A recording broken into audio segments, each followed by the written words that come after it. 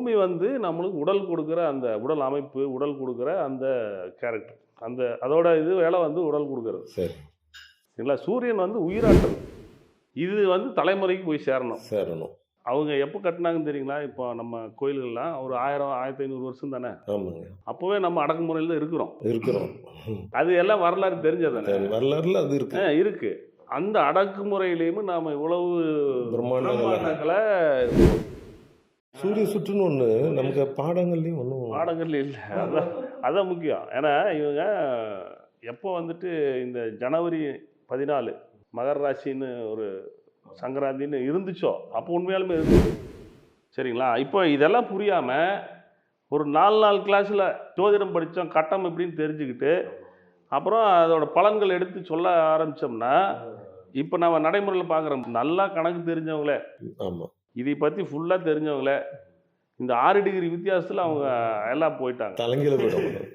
இந்த 6 டிகிரி வித்தியாசம் எல்லாத்தோட தலைவருக்கு மாற்றிடுச்சு.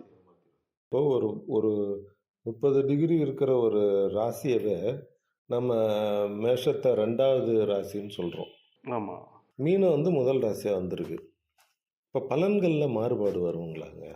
கண்டிப்பாக. இப்போ ஏன்னா இப்போது நம்ம இந்த இத்தனை நாள் இந்த ஒரு 400 வருஷமாக இந்த சூரிய சுத்தம் நம்ம விட்டுட்டோம்.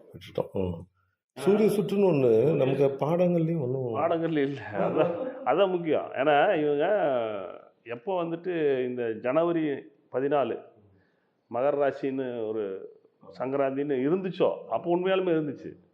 அது எந்த காலங்க? அது 420 வருஷத்துக்கு முன்னால. அப்பதான் அது 14ல் மகர சங்கராந்தி அன்னைக்கு தான் ஆரம்பிச்சுது. இப்போ மகர சங்கராந்தி அவங்க கேலண்டர்ல ஏப்ரல் 21ஆம் தேதி உண்மையா வருது. அவங்க வச்சிருக்கிறதுல 6 நாள் தள்ளுது. 6 டிகிரி சூரியன் நகர்வை நம்ம விட்டுட்டோம். சரிங்க. அப்போ இந்த 6 டிகிரி சூரியன் நகர்வு இப்போ என்னன்னா நமக்கு சூரியன் தானே ஈசன். ஆமாங்க. சூரியன் தான் நம்மளுக்கு எல்லாமே. ஆச்சுங்களா? ஆதாரமே அதுதான். அந்த ஆதாரத்தை விட்டுட்டு நம்ம அடிப்படையை விட்டோம். அந்த அடிப்படையை விட்டதுனால தான் 6 டிகிரி நகர்ந்துருக்குது. ஆரம்பத்தில் அது பெருசாக வித்தியாசம் வரல பலன்களில். ஆனால் இப்போது ஒரு டிகிரி 2 டிகிரி 3வது டிகிரியே அது பலன் கொடுக்க ஆரம்பிச்சிது. அதாவது வித்தியாசம் நம்ம இப்போ ஜோதிடத்திலிருந்து பலன்கள் மாறிச்சு. சூரிய சுற்றை நம்ம விட்டதுனால பலன்கள் மாறி இருக்கு. ஏன்னா நம்ம சந்திரன் வந்து நம்மளுக்கு உண்டான குணாதிசயங்கள் கேரக்டரை தீர்மானிக்கிற கிரகம். மதியின் பேரை அதுக்கு தான் வச்சுருக்கோம். ஆமாம். சரிங்களா? இப்போ நம்ம ஜாதக பிரகாரம் பூமி தான் வந்து சூரியனாக நாம் எடுத்துகிட்டு இருக்கோம். ஏன்னா இந்த சூரியன் வந்து ஒரு நாளைக்கு 1 டிகிரி நகருதுன்னு வந்தாலே அது பூமியோட இதுதான். பூமி வந்து நம்மளுக்கு உடல் கொடுக்குற அந்த உடல் அமைப்பு, உடல் கொடுக்குற அந்த கேரக்டர். அதோட வேலை வந்து உடல் கொடுக்குறது. சரிங்களா? சூரியன் வந்து உயிராற்றல். நம்மளோட பழைய ரெக்கார்டு. புரிஞ்சுங்களா? இப்போ நான் அதாவது உயிர் பிறக்கிறோம். பொதுவாக சூரியன் வந்து ஆத்மகாரகன் அப்படின்றாங்க. தாங்கய்யா நம்மளோட பழைய நிகழ்ச்சியெல்லாம் இருக்குமில்லங்க. ஆமாங்க. எவ்வளவு பிறவி இருக்கு, எவ்வளவு பிறவியில் என்னென்ன பண்ணாங்கிறது சூரியன் தானே. சூரியன் தான். ஆனால் அந்த ஒளி தான் வந்து நம்ம உடலை எடுக்கிறோம். அப்போது நம்ம பழைய ரெக்கார்டுக்கு தகுந்த மாதிரி இப்போ வரும் நம்ம பலன்கள். ஆமாம். நாம என்ன இப்போ புதுசாக பிறகுறவங்களுக்கு வேணால் புதுசாக இருக்கலாமே ஒழிய பிறவி எடுக்கிறவங்களுக்கு அது அந்த ரெக்கார்டும் இருக்கு, வேலை செய்யும். அதில் 6 டிகிரி வித்தியாசம் ஆயிடுச்சு இப்போ. அப்போ அதை எடுக்கிறப்ப அது வந்து நம்மளுக்கு வித்தியாசத்தை கொடுக்கும். இந்த 6 டிகிரி போனதுனால தான் வித்தியாசம் கொஞ்சம் பெருசாகிடுச்சு. 6 டிகிரினா 30 டிகிரியில் 6 டிகிரிங்கிறது எவ்வளவுங்க? 20%க்கு மேலே போகும். 20% நெருக்கமாக வந்துடும். ஆமாம், நெருக்கமாக வந்துடும். வர்றப்போ 20% நம்ம மிஸ் பண்ணாலே பலன்கள் கண்டிப்பாக மிஸ் ஆகும். அந்த மாதிரி இப்போ இந்த பலன்கள் எடுக்கிறதுல மிஸ் ஆகிறதுக்கு காரணம் அதுதான். மிஸ் ஆகிடும். ஆச்சுங்களா? அப்போது நாம் என்ன பண்ணணும்னா இதைய கட்டங்களை மாற்றி இதுக்கு தகுந்த மாதிரி இப்போ 6 டிகிரி அங்கதில் கொண்டு போய் மறுபடியும் அதையே வச்சுட்டு இருந்தோம்னா நம்ம எந்த யுகத்தில் இருக்கிறோங்கிறது தெரியாது. ஏன்னா இந்த யுக கணக்குகளை இதையை பேஸ் பண்ணி தான் நாம் பண்ணோம். ஒரு ராசியில் சூரியன் எவ்வளோ நாள் இருக்குது அப்படிங்கிறது தான் கணக்கு. நீங்கள் அது 1800 வருஷத்துக்குள்ளே அதை அடக்க முடியாது. ஏன்னா சூரியன் சுற்றுறதை நாம் கணிக்க முடியும். ஆனால் இதுதான் தீர்மானிக்க முடியாது எப்போவுமே. ஏன்னு கேட்டோம்னா அதாவது படைப்பே அப்படி தான் இருக்கிறத நாம் புரிஞ்சுக்கணும். புரிஞ்சுக்கிட்டு அதுக்கு தகுந்த மாதிரி நம்ம வாழ்க்கையை நாம் மாற்றிக்கணும் ஒழிய அதையே ஏன் அப்படி இருக்குது அதையும் மாற்றுறதுக்கு நாம் முடியாது. சரி சரி. சரிங்களா? இப்போ நம்ம அந்த 6 டிகிரி மாற்றுறதை எப்படி பண்ணணும்னா, நம்ம காலகட்டங்கள்ங்கிறது தானே நம்ம வச்சாங்க. நம்ம ஆட்களெல்லாம் சும்மாவெல்லாம் வைக்கல, எல்லாமே கரெக்டாக தான் கணிச்சு வச்சுக்கிறோம். காலகட்டம்ன்றது இந்த கட்டத்துல தான் இருக்கு. கட்டத்தை வந்துட்டு சூரியன் இருக்கு, இப்போ சந்திரன் இருக்குங்கல்ல. ஆமாங்க. ஒரு கட்டத்தை தாண்டறதுக்கு எவ்வளோ 2.25 நாள் எடுத்துது. ஆமாங்க. ஆமாம். சூரியன் அதாவது இப்போ இருக்கிற சூரியன்னா பூமி நகர்றதுக்கு எவ்வளோ நாள் எடுத்துக்குது? 30 நாள் எடுத்துக்குது. 30 நாள் ஒரு கட்டத்தை நகர. ஆனால் சூரியன் நகர்றத 30 டிகிரி வரைக்கும் அளவு பண்ணலாம். 30 டிகிரிக்கு மேலே போச்சுன்னா கட்டத்தவே மாற்றணும். அதுதான் காலக்கணக்கு. கட்டத்தை தூக்கி நான் 2வதுல போட்டுறணும். இப்போ நமக்கு முன்னால் ஏன் இந்த குழப்பங்க? பூமியும் சூரியனும் ஒன்றுன்னு பார்த்த பார்வை ஏன்? கண்டிப்பாக. ஏன்னா நீங்கள் இப்போ அறிவியலில் வந்து சூரிய சுற்றை பற்றி பேசுகிறாங்களா? சூரிய சுத்தை பற்றி பேசிகிட்டு இருக்கிறாங்க, மறைச்சி பிஹெச்டி லெவலுக்கு மேலே தான் பேசுகிறாங்க. அப்போ நம்ம இப்போ பள்ளிகளில் அதை பற்றி பேசுனா இது ஜாதகத்துலேயும் அவங்க வந்து நம்ம சித்தரியல் கேலண்டர்னு இருந்ததை சைடீரியல்னு மாற்றி அதைய ஜனவரி 14th இருந்த மகர ராசி அப்போ இப்போ ஏப்ரல் 14th இருந்த மேச ராசி 24 டிகிரி. நீங்களும் பஞ்சாங்கத்தில் பார்த்தீங்கன்னா 24 டிக்ளினேஷன், அதாவது டிகிரி மாறினதை கொடுத்துருக்காங்க. அது மாறிட்டே இருக்குங்கிறது தானே கணக்கு. அந்த டிக்ளினேஷன் எப்படி மாற்றுறங்கிற கணக்கை யாருக்கு சொல்லி கொடுக்காம அந்த காலத்தில் அதை நிறுத்திட்டாங்க 420 வருஷத்துக்கு முன்னால். அது எந்த காரணமாக இருக்குங்க? காரணம் அரசியல் தாங்க, வேறு அதை பற்றி நம்ம பேச வேண்டாம். ஏன்னா இப்போ நம்ம அது அரசியலுக்குள்ளே போகிறது நம்ம நோக்கம் இல்லை இருக்க. ஏன்னா நாமளே இப்போ 2-3 நாளாக கோயில்கள் எவ்வளோ கோயில். ஆமாங்க. இப்போ நம்ம திருப்புவனம் கோயிலை பார்த்தப்ப நீங்கள் காமிச்சது அதிர்ச்சிகரமாக இருந்தது. என்னென்னா அந்த கொடிமரமும் மூலஸ்தானமும் நேர்கோட்டில் சரியாக இருக்குது. ஆனால் அதுக்கு பின்னால் இருக்கக்கூடிய சூரியன் வரக்கூடிய பாதை முழுக்க ஆக்கிரமிப்பு. சூரியன் வர்றதே தெரியாத அளவுக்கு. ஆனாலுமே சூரியன் 5 டிகிரி மறைக்கலாம், 10 டிகிரி, அதுக்கு மேலெல்லாம் மறைக்க முடியாது. வானத்தில் அது மேலே வந்துடுது. சூரியன் பகவான் மேலே வந்து எல்லாத்துக்கும் காட்சி கொடுப்பாரு. அது வந்து மேல்நிலையில் வந்துடுது. இப்போ விவசாயம் படுத்து வீணாக போனதுக்கும் இதுதான் காரணம். கண்டிப்பாக. ஏன்னா இந்த 24 நாள் வித்தியாசத்தில் இப்போவும் சொல்லிகிட்டே இருக்கிறாங்க பார்த்தீங்களா? ஆமாங்க. அந்த காலத்தில் 400 வருஷத்துக்கு முன்னால் இதே 24 டிகிரி தான் இருந்துச்சு, வித்தியாசத்தில் இருந்துச்சு. ஆனால் இவங்க என்னென்னா அப்போ இருக்கிற கணியர்கள் இருப்பாங்களா, அவங்க வந்துட்டு கணக்குகளில் நகர்த்தி வச்சுக்குவாங்க. சரிங்களா? அப்போ வந்து என்ன பண்ணுவாங்கன்னா இந்த 24 டிகிரி தேதிகளில் இருந்தால் கூட அந்த சங்கராந்தி சமநாள் கண்டிப்பாக பிடிச்சிடலாமே. அதுக்குதான் இவ்வளோ செலவு பண்ணி கருவறையிலிருந்து கொடிமரம் எல்லாம் வச்சு இந்த கோயில்களை பார்க்குறப்ப நம்மளோட பொருளாதாரத்தை பற்றி ஒரு ஆய்வு என்ன சொல்லுதுன்னா, தமிழ்நாட்டோட விவசாய பொருளாதாரம் 89,90,000 கோடி நெருக்கி சொல்கிறாங்க ஒரு போகத்துக்கு. அப்போ ஏறக்குறைய 90 லட்சம்னு வச்சுக்கிட்டா 2 போகம். அப்போ இது இருக்கிறதுனால தான் இவ்வளோ பிரம்மாண்ட கோயில்களை கட்டியிருக்கிறாங்க. அப்போ மன்னர்கள் சும்மாலாம் இல்லை. அவங்க போய் போர் செஞ்சு இது பண்ணாங்கங்கிறதெல்லாம் அப்புறம். ஆனால் அதையும் கூட அவங்க பெரிய மாளிகையெல்லாம் கட்டிக்காமல் இவ்வளோ கோயில்களில் எவ்வளோ மாளிகைகள் எங்கே ஒன்றுமே இல்லை. அப்படி பார்த்தா அதான் அதையே எதுக்காக இதை மட்டும் வச்சாங்கங்கிறது காரணம் என்னென்னா இது வந்து தலைமுறைக்கு போய் சேரணும். அவங்க எப்போ கட்டினாங்கன்னு தெரியுங்களா? இப்போ நம்ம கோயில்கள்லாம் ஒரு 1000-1500 வருஷம் தானே. அப்போவே நம்ம அடக்குமுறையில் தான் இருக்கிறோம். அது எல்லாம் வரலாறு தெரிஞ்சது தானே. வரலாறுல அது இருக்கு. அந்த அடக்குமுறையிலையும் நாம் இவ்வளவு பிரம்மாண்டங்களை செஞ்ச அதாவது எங்கே போய் எடுத்துகிட்டு வந்திருந்தாலும் இங்கேயே வந்த விளைச்சல் கட்டியிருந்தாலுமே இவ்வளவு பிரம்மாண்டமாக எவ்வளவு கல்லுங்க. அது அப்புறம் நீங்கள் பார்த்துருப்பீங்களோ இல்லை தெரியல, இந்த சைடில் தான் இவ்வளோ பிரம்மாண்டம் இருக்குது. நீங்கள் கொங்கு நாட்டிலையோ பாண்டி நாட்டிலையோ போனால் பிரம்மாண்டம் இருக்குது, எங்கேயாவது ஒரு பக்கம் இருக்கும். மதுரைனா அங்கே எங்களுக்கு குன்றுகள் நிறையா இருக்குது, ஏகப்பட்ட குன்றுகள் இருக்குது. இப்போ இந்த டெல்டா பகுதிகளை அவங்க தெளிவாக சிந்திச்சு இல்லை. ஆனாலும் மக்கள் மேலேறி மாடங்களில் பார்க்கணும், அது இவ்வளோ பிரம்மாண்டத்தை வானத்தை பார்த்து புரிஞ்சு பிரம்மாண்டமான அறிவு எவ்வளவு இதாக அவங்க கட்டினதை நாம் இந்த 400 வருஷம் கண்டுக்கல. அதை விடுங்க, போனது போகட்டும். ஆனால் இனிமேல் வந்துட்டு வானத்தை கவனித்து கொடிமரம் எதுக்குன்னு புரிஞ்சிட்டாலே இந்த கணக்குகளை வந்து ஆட்டோமேட்டிக்காக உட்காந்து. இன்னொன்றுங்க, இப்போ நம்ம கோயில்களில் கொடிமரத்தை நோக்கி நம்ம போய் அதை தெரிஞ்சுக்கிறதை விட ஒவ்வொரு விவசாயியும் அவங்க நிழல் குச்சி அடித்து வானத்தை பார்க்குறதும் பார்த்துக்கலாம். நீங்கள் அதான் சொல்கிறீங்களே, இப்போ வானத்தை பார்த்து நம்ம கொடிமரம் நம்ம வீட்டில் வச்சுக்கிறோம். சரிங்க.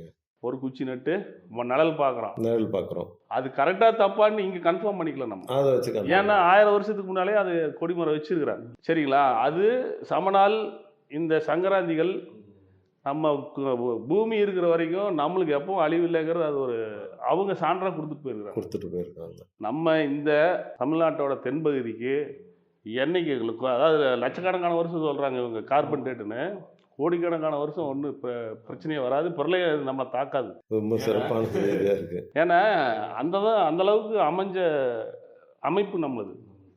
அதனால தான் எல்லாரும் தேடி இங்கே வராங்க. இயற்கையில் ஊழி கிடையாது, மனிதனோட செயற்கையில் வரலாம். செயற்கையில் கூட இல்லைங்கய்யா, இயற்கையில் நிகழ்வு அதை புரிஞ்சுக்கணும். அப்போ அது ஊழின்ற வார்த்தை பயன்படுத்த, ஊழிங்கிறது தவறு, அது ஒரு நிகழ்வு. ஆமாம், ஊழின்னு ஏன் வச்சாங்கன்னா அதை கண்டு பயந்தவங்க வச்சாங்க.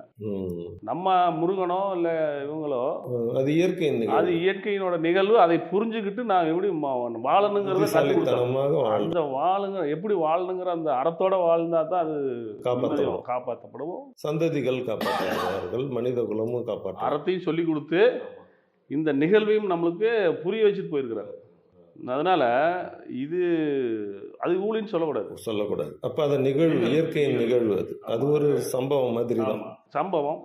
அந்த சம்பவத்தில் நாம் இப்படியெல்லாம் வருங்க. இப்போ ஒரு பெரும் ஊழி நடந்திருக்குது.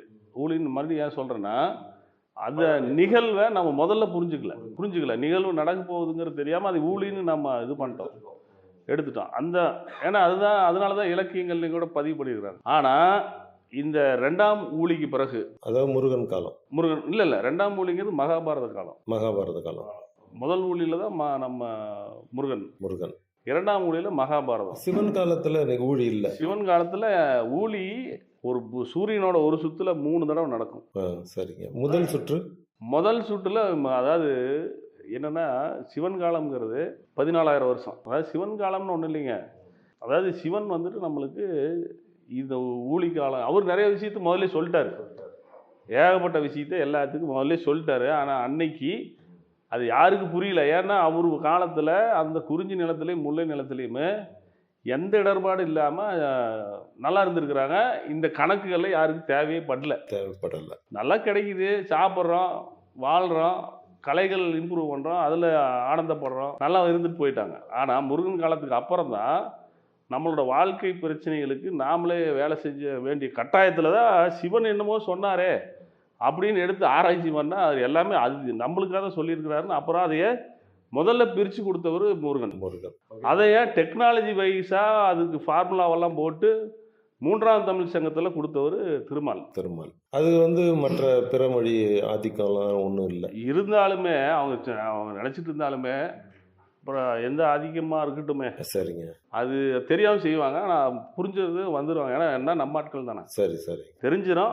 அப்புறம் அது புரியாத அவங்க அவரு பார்த்துக்குவார். சரி முருகனும் சரி, திருமாலும் சரி, சிவனும் பார்த்துக்குவாங்க. நம்ம அதை பற்றி வேண்டாம். சரிங்க. நம்ம இப்போ என்னென்னா இதை புரிஞ்சுக்கணும் நல்லா. இப்போ சூரிய சுற்று அப்படிங்கிறதுக்குள்ளே வந்துடுவாங்க.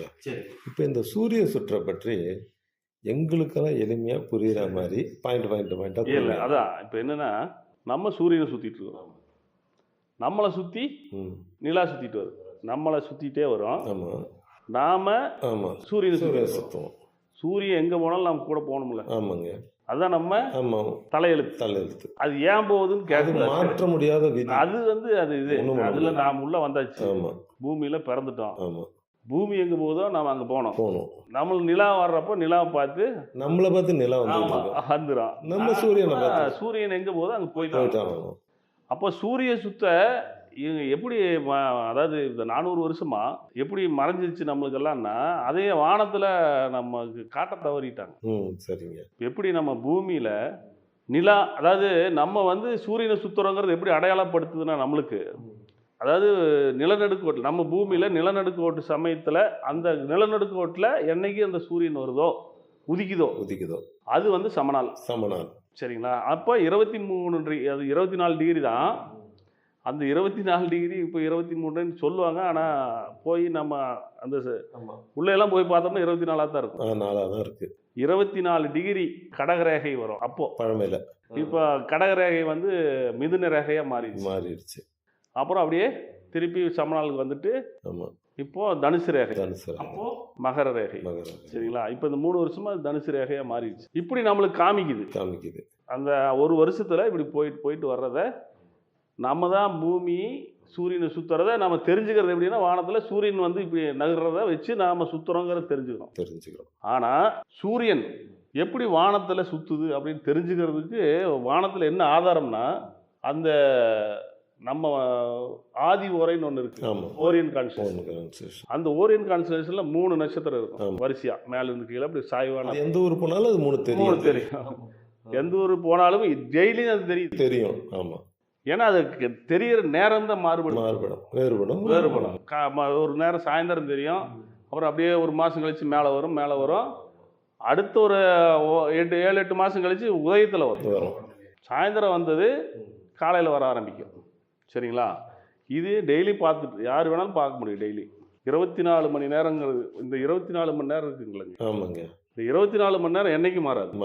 அதே மாதிரி இந்த 24 டிகிரி என்னைக்கு மாறாது. அதில் எந்த மாற்றமும் இல்லை. லட்சக்கணக்கான கோடிக்கணக்கான வருஷம் இதே தான் ஆகட்டும். ஆனால் இந்த சூரிய சுத்து அதில் அதோட வேகம் ஜாஸ்தி ஆகும். அங்கே தாங்க விஷயம். ஆமாம், பூமியோட ஒரு தடவை சுற்றி வருது பார்த்தீங்களா, அதோட நேரங்கள் மாறும். ஆனால் நிலாவோட நேரம் எப்பவும் மாறாது. இதே நம்ம முன்னோர்கள். இப்போ நட்சத்திரங்கள் வந்து பழமைக்கிறதுக்கு இப்போ மீன யுகத்திலையும் நட்சத்திரம் மாறலை, பழைய மேஷ யுகத்திலையும் ஒரு மனிதனுக்கு இருந்த நட்சத்திரம் அதே நட்சத்திரம்.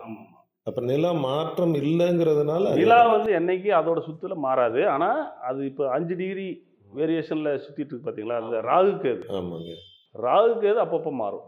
வெட்டுப்புள்ளிகள் வெட்டுப்புள்ளி கொஞ்சம், ஆனால் அது ரொம்ப மாறாதுங்க. சரி 20 டிகிரி இருக்கு இப்போ இருக்கு.